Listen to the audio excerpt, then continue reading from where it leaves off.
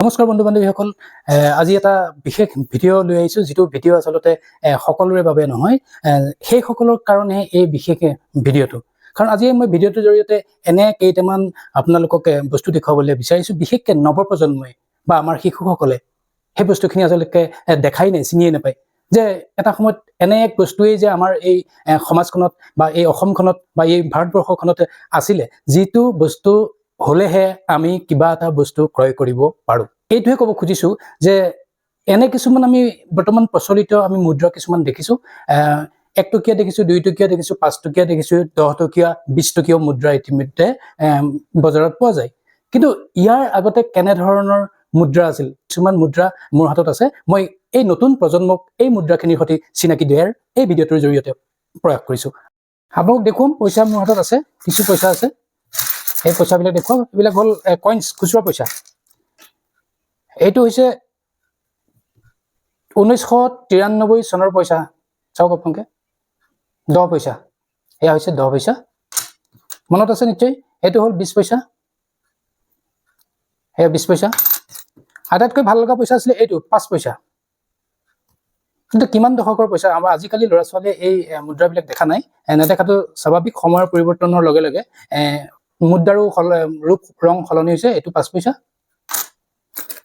এইটো এটা আছিল 10 পইচা, 10 পইচা। চাওক, দুটা ভিন্নতা আছে 10 পইচা দুটাত। চাওক, 10 পইচাই, কিন্তু ইয়াৰ আকাৰ বেলেগ বেলেগ।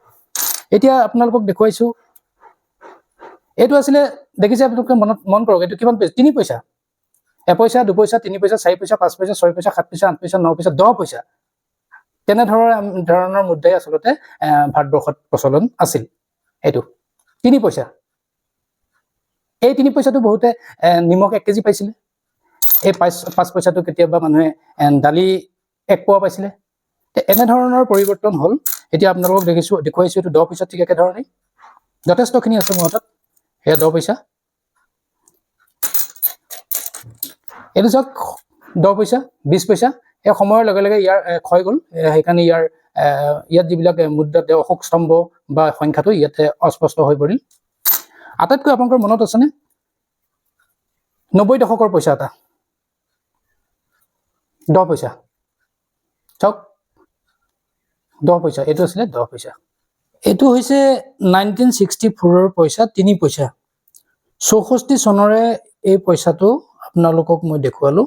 এটা সময়ত এইবিলাক পইচাৰ প্ৰচলন আছিল আমাৰ ভাৰতবৰ্ষত। 1964 এটা 10 পইচা দেখুৱাইছোঁ, 10 পইচা। এইটো 1958 চনৰ পইচা। যদিও বহুতৰ বাবে হয়তো ভিডিঅ'টো অদৰকাৰী যেন লাগিব, তথাপি মই সেই তাহানি দিনৰ মুদ্ৰাবিলাক নৱপ্ৰজন্মই যাতে চিনি পাওক, সেই উদ্দেশ্যেৰে আচলতে এই ভিডিঅ'টো প্ৰস্তুত কৰিছোঁ। এইটো 10 পইচা। এইটো চাওক, আপোনালোকে ধৰিব পাৰিবনে কিমান চনত ইয়াক তৈয়াৰ কৰিছিল? ইয়াক কৰা হৈছিলে 1977 চনৰ এটা 10 পইচা আপোনালোকক মই দেখুৱাইছোঁ। এইটো হ'ল 20 পইচা।